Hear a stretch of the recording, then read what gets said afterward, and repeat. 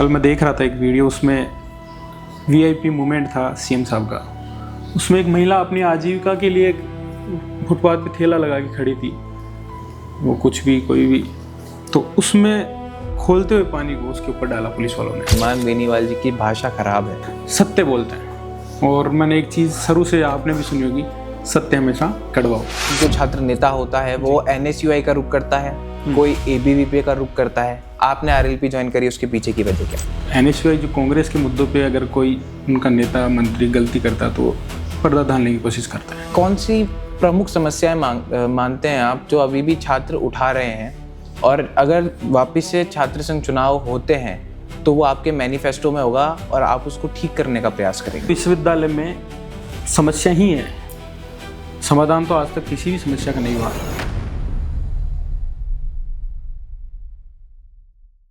नमस्कार, मेरा नाम है अक्षत पारिक और आप लोग देख रहे हैं गोलिटिक्स। आज हमारे साथ मौजूद हैं आरएलपी नेता कमल चौधरी जी। नमस्कार साहब। नमस्कार साहब, छात्र राजनीति से शुरुआत करी आपने। सबसे पहले तो मैं ये पूछना चाहूँगा कि ऐसी कौन सी घटना थी जो आपको राजनीति में लेकर आई? देखो, जब मैंने राजस्थान विश्वविद्यालय के संगठक कॉलेज राजस्थान कॉलेज में जब प्रवेश लिया, तब मैंने प्रवेश के लिए जब मैं आया तो मैंने देखा यहाँ का जो प्रशासन है वो बच्चों को लंबी कतारों में लगाता है और छोटी सी मिस्टेक के लिए वो बार बार चक्कर लगवाता है। तब मेरी हेल्प किसी छात्र नेता ने की। तब मुझे ऐसा एहसास हुआ कि अगर छात्र नेता ना हो तो यहाँ जो दूर दराज से जो बच्चे आते हैं वो इतने समझते भी नहीं कि यहाँ का प्रशासन कैसा है और कैसे हमारे काम हो। तो उन्होंने जब मेरी हेल्प की तो मुझे अच्छा लगा और मैंने उसी वक्त से मेरे मन में ये ठाना कि अपने भी आगे चल के छात्र जीवन में छात्रों की मदद करेंगे। और धीरे धीरे स्टूडेंटों की मैं हेल्प करता था, वैसे ही इस छात्र राजनीति में आ गए हम धीरे धीरे। आपने आरएलपी ज्वाइन करी। अक्सर ये होता है कि छात्र राजनीति में या तो एक जो छात्र नेता होता है वो एनएसयूआई का रुख करता है, कोई एबीवीपी का रुख करता है। आपने आरएलपी ज्वाइन करी, उसके पीछे की वजह क्या है? देखो, जब 2015 में मैंने कॉलेज का चुनाव लड़ा तब पार्टी नहीं बनी थी आरएलपी, और उस चुनाव के दौरान मैं बेनीवाल जी के पास गया था और उन्होंने मेरे को आशीर्वाद दिया और मेरी मदद भी की। उसके बाद मैं बेनीवाल जी से जुड़ गया और तब से ही मैं जो इनकी कार्यशैली देख रहा हूँ, इनका संघर्ष देख रहा हूँ, दिन ब दिन मैं प्रभावित होता गया। और 18 में आके जब पार्टी बनी तो मैं बिल्कुल पार्टी के साथ मिलके काम कर रहा हूँ। और दोनों संगठन जैसे एनएसयूआई और एबीवीपी दोनों छात्र हित में काम करते हैं, लेकिन कुछ मुद्दों पे ये शांत रहते हैं। जैसे एनएसयूआई जो कांग्रेस के मुद्दों पे अगर कोई उनका नेता मंत्री गलती करता तो पर्दा डालने की कोशिश करता है। ये सब चीज़ें मेरे को ठीक नहीं लगी। फिर मेरा विचार ये रहा कि अब अपन कोई भी संगठन ज्वाइन नहीं करेंगे, अपन नेताजी के साथ आरएलपी के साथ इन सब के खिलाफ लड़ाई लड़ेंगे। छात्र संघ चुनाव बंद कर रखे हैं सरकार ने, अभी तक भी शुरू नहीं हुए हैं, उस पर क्या कहेंगे? देखो, छात्र संघ चुनाव कई बार बंद हुए हैं और इसमें सबसे बड़ा मुद्दा यही है, ये सरकारी तंत्र के लोग बैठे हैं जो लिंग दो कमेटी का बहाना देते हैं कि इसमें फिजूल खर्च करते हैं, गाड़ी घोड़े दौड़ाते हैं, बदमाशी करते हैं। लेकिन ऐसा कुछ नहीं है। अगर ऐसा है तो आपके पास प्रशासन है, उसको काम मिलवा, पुलिस प्रशासन है, और भी कई तरीके हैं। ये आरोप लगाते हैं कि फिजूल खर्ची करते हैं छात्र नेता। लिंग दो कमेटी में ये नियम बना रखा है कि आप 4,000 5,000 खर्च करके ही छात्र संघ चुनाव लड़ो। तो मैं आपको कहना चाहूँगा कि कोई भी छात्र नेता यूनिवर्सिटी का चुनाव 4-5 हज़ार में नहीं लड़ सकता, क्योंकि कई चीज़ें होती हैं जो हमें मैनेज करनी पड़ती है। और यही सब चीज़ें हैं, इनको देखते हुए इन्होंने छात्र संघ चुनाव पे लगाम लगा रखी है।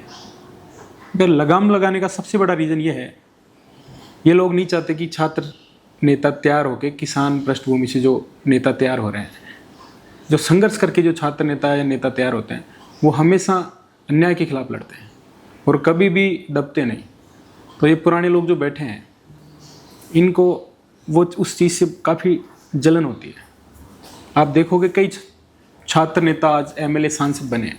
जैसे आप हनुमान जी बेनीवाल जो यूनिवर्सिटी के अध्यक्ष रहे हैं, शुरू से आप उनकी कहानी पढ़ोगे, वो निर्दलीय यूनिवर्सिटी से जीते, तब से ही वो सीएम से टकरा रहे हैं। उस टाइम जेल भी गए, स्टूडेंटों के पक्ष में इन्होंने भूख हड़ताल भी की, सेंट्रल जेल में, और धीरे धीरे और भी कई छात्र नेता ऐसे निकल के आए हैं जो सरकारों से, आप अपने शिव विधायक रविंद्र जी हैं। तो ऐसे लोगों को जो सरकार में बैठे हुए लोग वो बिल्कुल पसंद नहीं करते। इनकी ये सोच है कि हमारे पास वही नेता है बन के जो हमारे पैर पकड़े, हमारी गुलामी करे, बस यही चाहते हैं। इसलिए इन लोगों ने छात्र संघ चुनाव बंद कर रखे। यूनिवर्सिटीज़ में जैसे आपने बोला कि आप काफ़ी एक्टिव रहे हैं, छात्र नेता भी हैं, चुनाव भी लड़े हैं, हालांकि आपने कहा कि आपको गंवाना पड़ा चुनाव, पर ऐसी कौन सी प्रमुख समस्याएं मानते हैं आप जो अभी भी छात्र उठा रहे हैं, और अगर वापस से छात्र संघ चुनाव होते हैं तो वो आपके मैनिफेस्टो में होगा और आप उसको ठीक करने का प्रयास करेंगे? देखो, विश्वविद्यालय में समस्या ही है, समाधान तो आज तक किसी भी समस्या का नहीं हुआ। आपको मैं बताना चाहूँगा, जब से विश्वविद्यालय के हॉस्टल्स बने तब से उस टाइम जो हॉस्टल की सीटें थी, आज से 15 साल 10 साल पहले जो हॉस्टल बने थे, 20 साल पहले, वही सीटें आज हैं। हर साल 10% सीटें बढ़ोतरी कर रही है विश्वविद्यालय, लेकिन हॉस्टल में रहने वाले बच्चों के लिए वही सीटें आज भी हैं। पानी की समस्या आप देखोगे, अब छात्र संघ चुनाव तो बैन कर ही दिए गवर्नमेंट ने। यहाँ की जो वाइस चांसलर है उसको कुलगुरु की उपाधि दी है सरकार ने।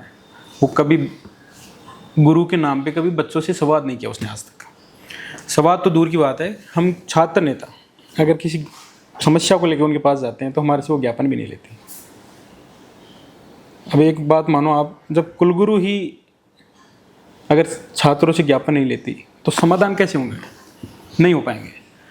बहुत सारी समस्याएं हैं, माइग्रेशन के नाम पे लंबी कतारें लग रही है, हजारों लाखों बच्चे यूनिवर्सिटी से जुड़े हुए हैं और उनके लिए सिर्फ एक विंडो खोल रखी है आपने माइग्रेशन की। सुविधाएं होनी चाहिए ना, बच्चों से मोटी फीस ले रहे हो, हर साल इतनी फीस बढ़ा रहे हो आप। आज यूनिवर्सिटी 5 ईयर लॉ करवाती है, 5 साल पंचवर्षीय, उसकी फ़ीस प्राइवेट कॉलेज से ज़्यादा है, 50,000 सेमेस्टर की फ़ीस है, जो एक मणिपाल विश्वविद्यालय की भी नहीं है। तो ये ऐसी समस्या है, तो इनमें सुधार करना चाहिए। गवर्नमेंट भी फंड देती है, हर साल देती है, लेकिन सुधार कुछ भी नहीं है। कोई भी विषय आएगा वो उसी तरीके से आएगा, और जिस तरीके से वो सरकार को कैसे जैसे मोटी अटेजी दे के बनता है विषय, वो अपना पैसा कमाने में बस व्यस्त रहता है। और अभी जो विषय है बड़ी तानाशाही है और थोड़े दिन की ओर है, हमने विचार कर रखा है, इसका हम ज़रूर इलाज करेंगे मिलकर। आरएलपी पार्टी से आपका जुड़ाव हमने देखा, तो वो कौन सी विचारधारा है जो आरएलपी पार्टी से युवाओं को जोड़ती है और किसानों को जोड़ती है? हालांकि युवा और किसानों की बात करते हैं हनुमान बेनीवाल अक्सर, उसके अलावा और ऐसी कौन सी एक विचारधारा है जो आरएलपी पार्टी की तरफ केंद्रित करती है या फिर खींचती है लोगों को? हमेशा सिस्टम के खिलाफ लड़ना, भ्रष्टाचार के खिलाफ लड़ना, कहीं भी अन्याय हो रहा है उनके लिए लड़ना, ये आरएलपी की मुख्य विशेषता है। आप ग्राफ उठा के देखोगे तो विपक्ष की भूमिका आरएलपी निभा रही है। एसआई भर्ती समझो, अभी भरतपुर में जाट आरक्षण का मुद्दा था, उसमें आरएलपी बढ़ चढ़ के भाग ले रही है। और कहीं भी किसी के साथ अन्याय होता है, अब थोड़े दिन पहले आप देखोगे एक एसएमएस से एक कर्मचारी ने आत्महत्या की, उसमें तो तुरंत बेनीवाल जी पहुँचे, उनको न्याय दिलवाया, अपने तरफ से आर्थिक मदद भी की। आप बाड़मेर से लेकर जयपुर तक या भरतपुर तक देखोगे, आरएलपी हर मुद्दे पर लड़ाई लड़ रही है। हाँ, ये ठीक है कि अभी हमारा विधानसभा में सदस्य नहीं है, लेकिन हम सड़कों पे बहुत संघर्ष कर रहे हैं और आरएलपी का प्रत्येक कार्यकर्ता मजबूती से लड़ाई लड़ रहा है। लोगों में भी धीरे धीरे लोग भी आकर्षित हो रहे हैं और जुड़ाव बढ़ रहा है लोगों का धीरे धीरे।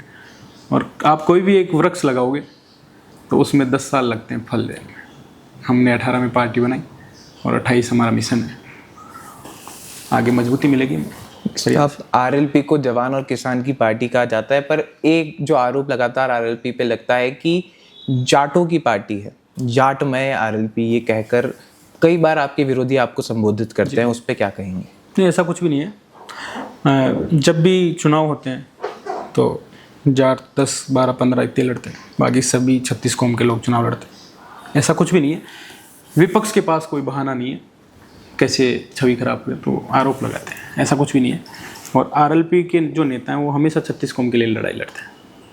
आरएलपी तीसरा फ्रंट बनकर राजस्थान में खड़ा होने का प्रयास कर रही है और कहते भी हैं कि हम विपक्ष में ही हैं, विपक्ष की भूमिका आरएलपी निभा रही है। तो आपको लगता है कि तीसरा फ्रंट बन पाएंगे या फिर उस स्थिति में आ जाएंगे कि खुद के दम पे 28 में सरकार बना पाएंगे? नहीं, खुद के दम पे बनाएंगे हम, और अच्छे तरीके से मेहनत कर रहे हैं, और मेहनत करते हैं तो ज़रूर आपको उसका फल मिलता है। हमारा प्रयास है, और हम घबराने वाले लोग नहीं हैं। आप इतिहास उठा के देखोगे, हम किसान कौम से आते हैं, और प्रयास करना हमारा फ़र्ज़ है, वो कर रहे हैं, और सिस्टम के खिलाफ लड़ रहे हैं मजबूती से।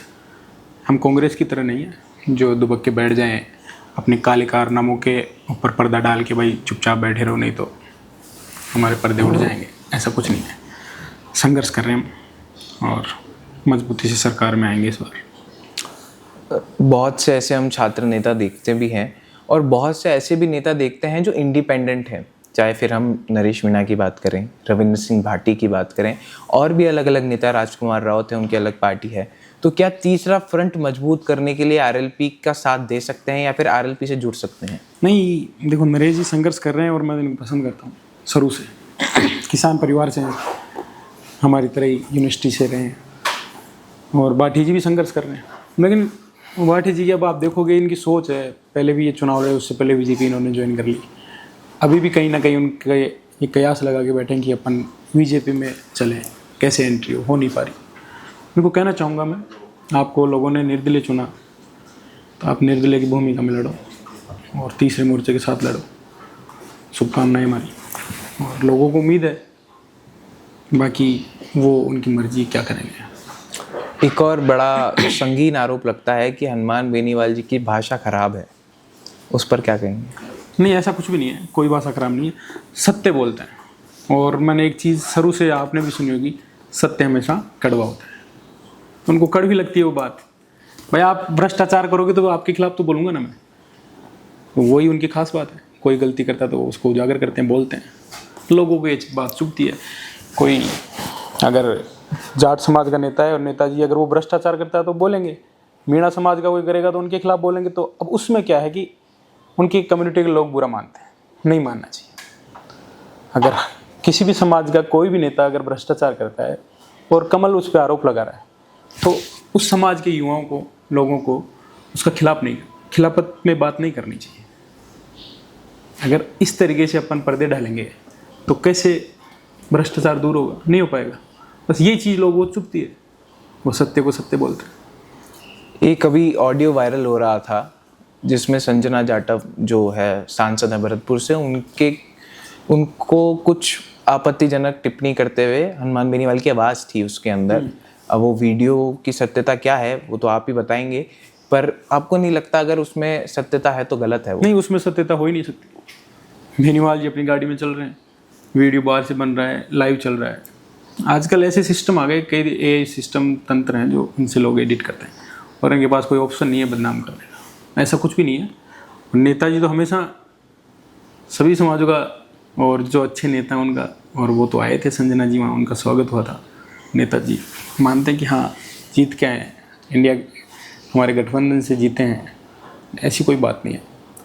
लोग बदनाम करने के लिए कुछ भी आरोप लगा सकते हैं। आप देखो इन लोगों के विधायक कैसे कमीशन खोरी के मामले में पकड़े गए, इन्होंने कोई कार्रवाई नहीं की। और कल परसों में देख रहा था इनकी कौन वो महिला मोर्चा की कोई अध्यक्ष है, कुछ दिन पहले बेनीवाल जी पे आरोप लगा रही थी कि एक जातिवादी नेता है और इन्होंने आज तक विकास का काम नहीं किया, और बीजेपी हमेशा महिलाओं का सम्मान करती है। कल मैं देख रहा था एक वीडियो, उसमें वीआईपी मूवमेंट था सीएम साहब का, उसमें एक महिला अपनी आजीविका के लिए फुटपाथ पे ठेला लगा के खड़ी थी, वो कुछ भी कोई भी, तो उसमें खोलते हुए पानी को उसके ऊपर डाला पुलिस वालों ने, और अभी तक उस महिला की सुध लेने नहीं गए लोग, उन पुलिसकर्मियों पे कार्रवाई नहीं हुई। अब मैं जो वो महिला मोर्चा की जो इनकी वो नेत्री है उससे पूछना चाहूँगा, अब आपकी जुबान बंद क्यों है? उनके खिलाफ लड़ाई लड़ो, बात करो, आओ मीडिया के सामने वक्तव्य दो अपना। ऐसा क्यों हो रहा है? सर आपने बोला वो एआई हो सकता है, पर जो पब्लिक डोमेन में चीज़ें हैं, जैसे कि सचिन पायलट के लिए कह देना कि धूप में निकला ना करो रूप की रानी, इस तरह के जो, ये तो सत्य बात है। संघर्ष करना चाहिए सचिन पायलट जी को, और पेशेंस रखने से काम चलेगा नहीं। मैं उनकी पार्टी देख रहा तो हूँ उनका पेशेंस बहुत दिनों से। उनकी पार्टी तो कहती है संघर्षशील नेता है। नहीं नहीं नहीं, संघर्षशील हैं मानते हैं हम, लेकिन उतने संघर्ष नहीं कर रहे जितने नेताजी कर रहे हैं हमारे। और संघर्ष करे तो बिल्कुल हम भी पसंद करेंगे उनको, लेकिन मीडिया में बैठ के भाषण दे रहे हो, बड़े मंचों पे जाके भाषण है, उससे नहीं। अभी छात्र संघ चुनाव कब से बंद है? विपक्ष में कौन है? बंद किसने किए? लड़ो ना लड़ाई सड़क पे। हमारे जो विनोद जाखड़ जी हैं, वो प्रदेश अध्यक्ष बने थे NSUI के राजस्थान के, तब उन्होंने कसम खाई थी कि हम छात्र संघ चुनाव बहाली के लिए बहुत संघर्ष करेंगे सड़कों पे, सरकार की ईंट सीट बजा रही। उन्होंने एक आंदोलन किया और उसके बाद गायब हो गए। आंदोलन करना चाहिए, पायलट साहब भी थे वहाँ। क्यों छात्र संघ चुनाव बंद है? किसानों की दुर्दशा हो रही है, कौन जिम्मेदार है? विपक्ष कहाँ है? लड़ाई लड़ो आप। एक मेरी यही सोच हो कि मैं तो बस MLA बन जाऊँ, सांसद बन जाऊँ, मुख्यमंत्री बन जाऊँ, उससे काम नहीं चलेगा। जनता का काम क्या हो रहा है? जनता के हितों की आवाज़ कौन उठा रहा है? पहले अलग मामला था, आजकल जो काम करेगा, लड़ेगा, उसको लोग पसंद करेंगे। सही कहा उन्होंने, और प्यार है नेताजी का पायलट जी के लिए, वो हमेशा कहते रहते हैं उनके लिए। बाकी ऐसा कोई नहीं है, अंदर से ऐसी कोई बात नहीं कि अच्छे आदमी है पायलट साहब और युवाओं के चहेते हैं। आप काफ़ी समय से राजनीति में हैं, तो आपने वसुंधरा राजे जी का कार्यकाल भी देखा, अशोक गहलोत जी का कार्यकाल भी देखा। दोनों में से किसे ज़्यादा बेहतर नेता मानते हैं? ये दोनों बराबर हैं, तो मैं किसी को इनको बेहतर नहीं मानता।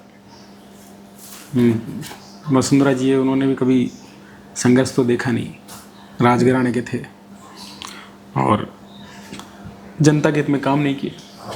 अगर जनता के हित में काम करते तो बदलते थोड़ी CM नहीं बदलते, वही CM रिपीट होते। काम नहीं करते, जनता परेशान होकर दूसरे को मौका देती है, दूसरा नहीं करता तीसरे को देती है। काम करोगे तो मौका मिलेगा। आप शहरी क्षेत्र में ठीक है कुछ काम करा रहे हो विकास के, लेकिन ग्रामीण क्षेत्र में जाओ ना, आज भी ऐसे हजारों गांव हैं, लाखों गांव हैं जहाँ लाइट की समस्या है, लाइट के कनेक्शन नहीं है, पानी की समस्या है, पानी के कनेक्शन नहीं है। बाड़मेर जैसलमेर में जाओगे, बहुत सारे ऐसे गाँव हैं जो पानी के लिए टैंकर लाने पड़ते हैं उनको। क्यों है ऐसी समस्या? कौन बताएगा? बताओ। पता नहीं क्या CM को पता है किसके कारण है ये समस्या? ऐसी बात। हम राजस्थान में देखते हैं कि एक बार कांग्रेस, एक बार बीजेपी।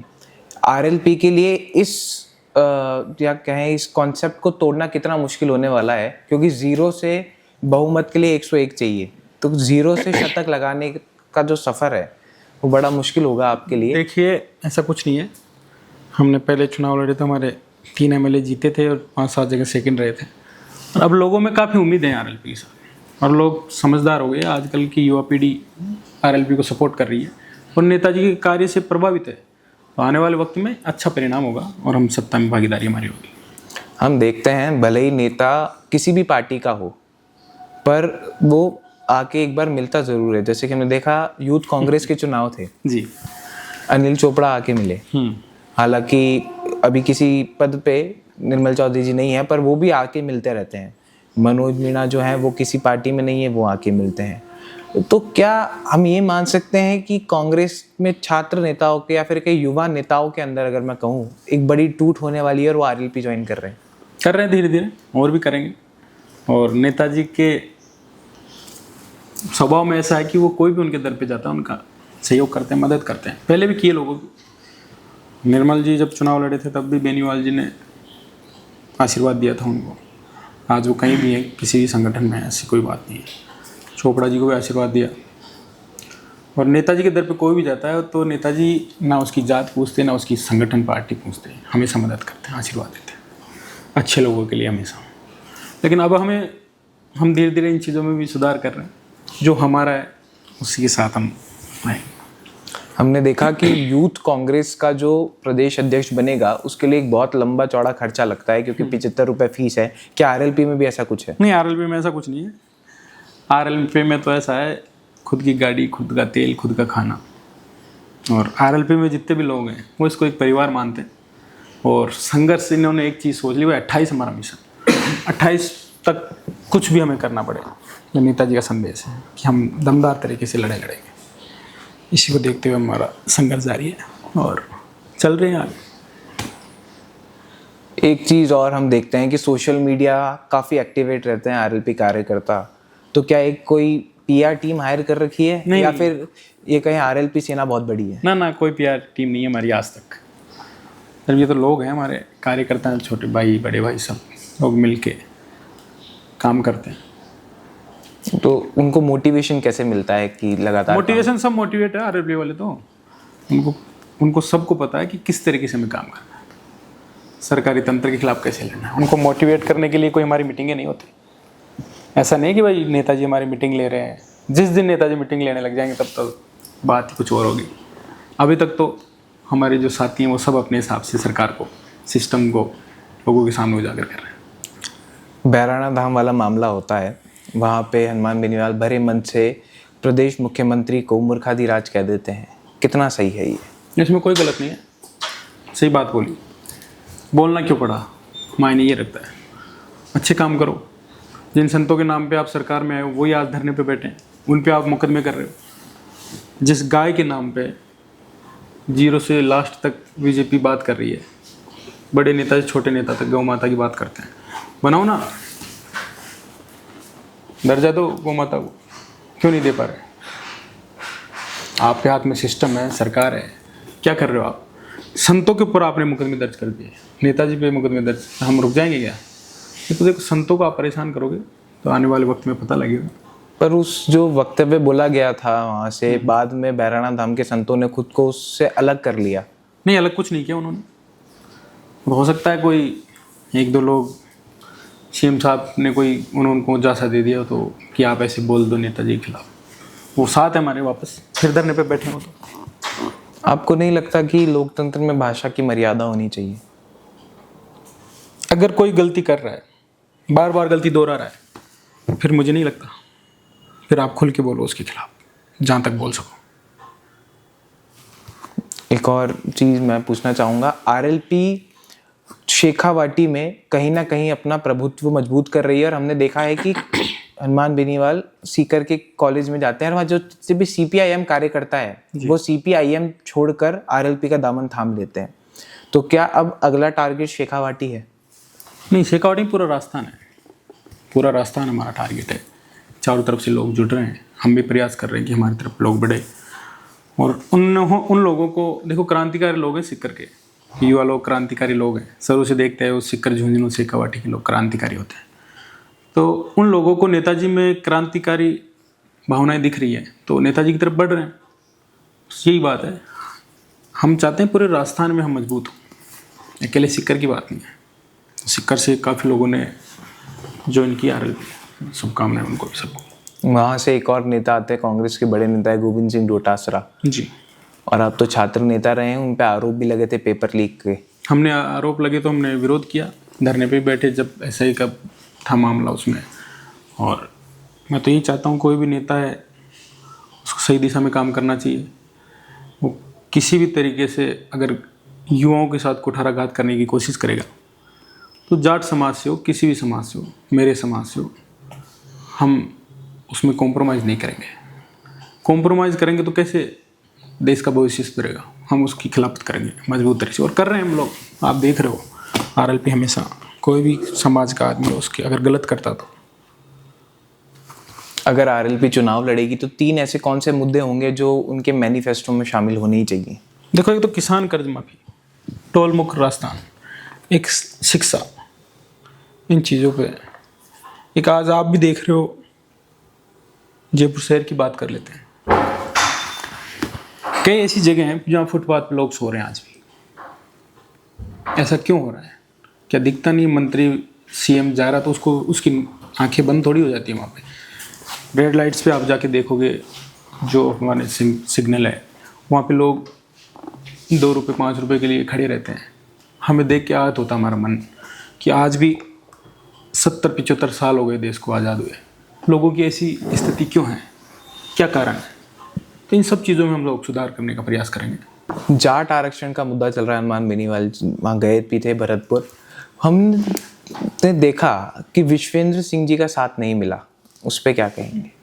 अब वो तो देखो, राजा साहब खुद बताएं, वहाँ की जनता तो चाह रही है बेनीवाल जी को, और हो सकता है राजा साहब को ऐसा कुछ लग रहा हो कि हनुमान जी राजनीतिक सिस्टम के लिए आए हो, ऐसा कुछ भी नहीं था। यही उनको लग रहा होगा, इसीलिए उन्होंने इस बयान दिया होगा ऐसा। बाकी ऐसा कुछ नहीं है, हम लोग पसंद करते हैं राजा साहब को। जाट आरक्षण के राज्य में तो है, तो केंद्र की मांग के लिए भरतपुर जाना आपको नहीं लगता दिल्ली ज़्यादा सूटेबल जगह होती? नहीं, देखो वहाँ के लोगों ने बेनीवाल जी को याद किया, तो एक बार हम वहाँ गए, उनकी बात सुनी और हमने भी देखा कि हाँ, हमें वहाँ नेताजी को प्यार मिल रहा है। अब आगे की रूपरेखा रहेगी, हम दिल्ली की तरफ चढ़ाई चढ़ेंगे और सरकार को झुका देंगे हम। और भरतपुर तो वैसे ही आप देखो, जब भी दिल्ली की तरफ बढ़े हैं तो दिल्ली को झुका के आया है, झुका देंगे इस बार। जब आह्वान करेंगे हमारे भाई, हम उनके लिए तैयार खड़े हैं और इतिहास दोहराना पड़ा तो दोहराएंगे, उसमें कोई दोहराए नहीं। क्योंकि जाट आरक्षण राजस्थान में भाजपा ही लेकर आई थी, अटल बिहारी वाजपेयी जी ने करा था, तो आपको उम्मीद है कि ये भाजपा सरकार भी आपके साथ बढ़िया कोऑर्डिनेट करेगी इस मामले में? नहीं, ये तो कुछ भी नहीं करना चाहते। हम इतने मजबूत हैं, हम हमारा जो हक है वो छीन लेंगे इनसे और क्रांतिकारी लड़ाई लड़ेंगे इसके खिलाफ। अगर आरक्षण नहीं देंगे तो क्रांतिकारी लड़ाई हमें लड़नी पड़ेगी, तो लड़ेंगे। एक बार हम शांतिपूर्वक वार्ता की, हमने आंदोलन किया, रैली की, आगे की रूपरेखा हम क्रांतिकारी करेंगे। नेताजी और सब लोग वहाँ की जो कमेटी है उसके साथ मिलके जो भी उनके आदेश होंगे, और राजस्थान का तमाम जाट शक्ति हमारे भरतपुर दौलपुर के भाइयों के साथ है। ऑलमोस्ट लास्ट पड़ाव पर हम पॉडकास्ट के हैं। मैं कुछ नेताओं के नाम लूँगा, आप उनके बारे में क्या विचार रखते हैं बताइएगा। पूर्व मुख्यमंत्री अशोक गहलोत।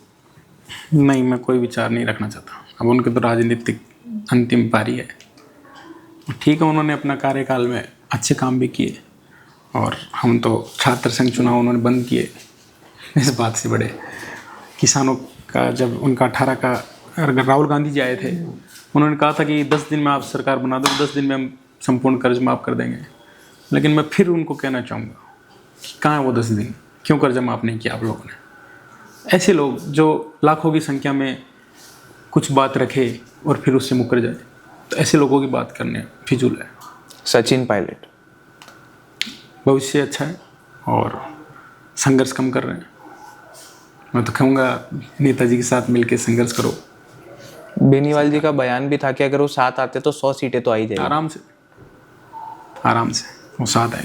अब उसमें क्या है कि अब वो कांग्रेस में जगह तलाश रहे हैं, तो लोग भी उस तरीके से देख नहीं रहे। अगर वो इधर आए बेनीवाल जी के साथ तो मजबूत हैं पायलट साहब, बेनीवाल जी बहुत मजबूत हैं, मिल के सरकार। अगर ये आते तो और भी काफ़ी लोग जुड़ते हैं, लेकिन अभी मुझे लग नहीं रहा। वो एक बार और देखेंगे कांग्रेस के साथ, फिर आगे हो सकता है। कांग्रेस प्रदेश अध्यक्ष गोविंद सिंह डोटासरा। उनकी राजनीति करने का अलग तरीका है और अलग अलग खेमों में बटे हुए हैं। डोटासरा जी चाहते हैं कि मैं कुछ बन जाऊँ, पायलट साहब मैं बन जाऊँ, गहलोत साहब फिर से तैयार हो रहे हैं, और भी कई लोग हैं। यही चल रहा है उनका गुटबाजी। नेता प्रतिपक्ष टीकाराम जूली अच्छे आदमी है। उनके खिलाफ एक बार ज्ञानदेव आहूजा ने, वो जब मंदिर में चले गए थे तो गलत बयान दिया था। एकमात्र छात्र नेता था मैंने ज्ञानदेव आहूजा जी का विरोध किया विश्वविद्यालय में और प्रदर्शन भी किया मैंने। NSUI शांत थी, मैं RLP का छात्र नेता हूँ, मैंने उनके पक्ष में प्रदर्शन किया। वसुंधरा राज्य की तो हो गई विदाई, क्या है, कुछ नहीं बचा।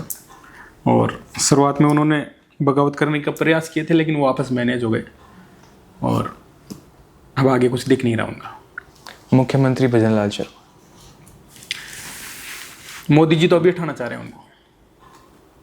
हम कहीं भी बातें चलती है, जनता दुखी है, प्रशासन भी दुखी है और खुद बीजेपी के नेता भी दुखी है। मैं किसको बना दिया, और यूथ तो बिल्कुल परेशान है ही। आखिरी चुनाव उनका, जीवन में कोई चुनाव नहीं जीतेंगे, हो सकता है मौका भी नहीं मिलेगा। उप मुख्यमंत्री दिया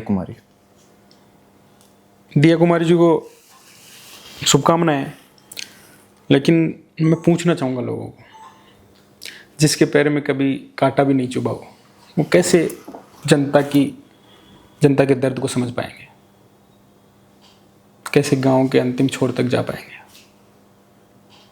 ऐसे व्यक्ति को मौका दो जो ग्रामीण परिवेश से, गरीबी से उठ के आया हो। ठीक है, अच्छा काम कर रहे हैं, बहुत अच्छी बात करते हैं, लेकिन ग्रामीण क्षेत्र में जाने की ज़रूरत है।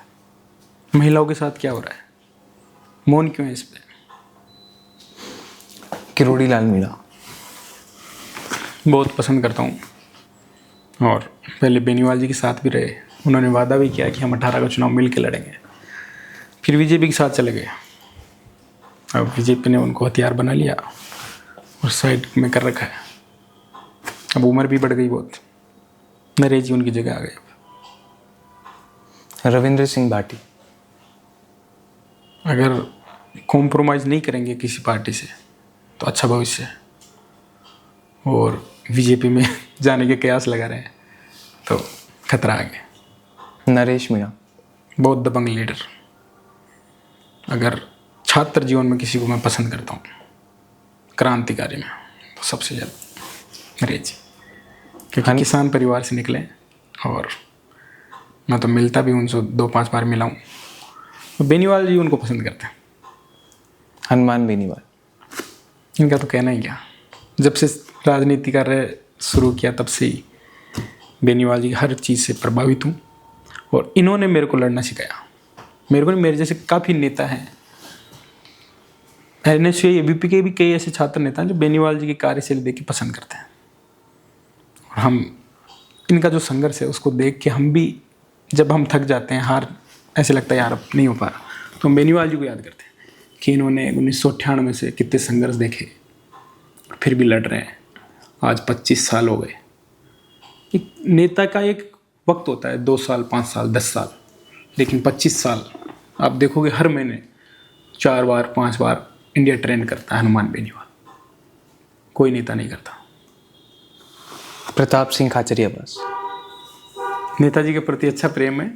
जब भी देखता हूँ नेताजी की बड़ाई करते रहते हैं, और विश्वविद्यालय से हमारे सीनियर हैं, ज़्यादा मैं इनसे परिचित नहीं। प्रधानमंत्री नरेंद्र मोदी। मोदी जी को हमने शुरुआत में वोट दिए, 14 का चुनाव हुआ, और इन्होंने कई मुद्दे ऐसे बताए जो युवाओं के हित की बात करते थे, लेकिन धीरे धीरे ग्राफ बिल्कुल डाउन हो गया। अंतिम छोर पे बैठे व्यक्ति के लिए, किसान के लिए कुछ नहीं कर पा रहे। अभी भी वक्त है, ध्यान देना चाहिए। विदेशी यात्राएं कम करनी चाहिए, मेलोडी कम खिलानी चाहिए। हाँ, विदेश में मेलोडी खिला रहे हो और यहाँ जनता भूख से मर रही है। गौ माता के नाम पे वोट ले रहे हो। कैसे गाय माता का देखा होगा आपने वीडियो, जैसलमेर का, एक गौशाला का। कौन ध्यान देगा इन चीज़ों पे? विदेशी यात्राएं बाद में करो। आज देश में सबसे ज़्यादा पॉपुलेशन है अपना, आगे कैसे क्या होगा, कैसे युवाओं का भविष्य सुधरेगा, उन पे फोकस करो। राहुल गांधी। काफ़ी सुधार हुआ है, और बिल्कुल घर से भी निकाल दिया था उनको जब वो सांसद थे। अब आज वापस उन्होंने अच्छा प्रयास किया, और सरकार ने कोई कमी नहीं छोड़ी उनको तोड़ने में। प्रयास कर रहे हैं, अच्छा लगता है कोई आदमी, लेकिन फिर घूम घाम के वही चीज़ें हो जाएगी। कमल चौधरी। अब हमारी तो शुरुआत है, भाइयों का प्यार मिल रहा है, और किसान परिवार से हैं। संघर्ष बहुत है जीवन में, और कई चीज़ों का सामना करना पड़ता है। कोशिश कर रहे हैं, आगे का कुछ पता नहीं। संघर्ष जारी है, मजबूती से, ईमानदारी से। 28 में चुनाव लड़ रहे हैं। अभी तो छात्र राजनीति चल रही है, और ऐसा कोई विचार नहीं। नेताजी का आदेश होगा तो ज़रूर लड़ेंगे।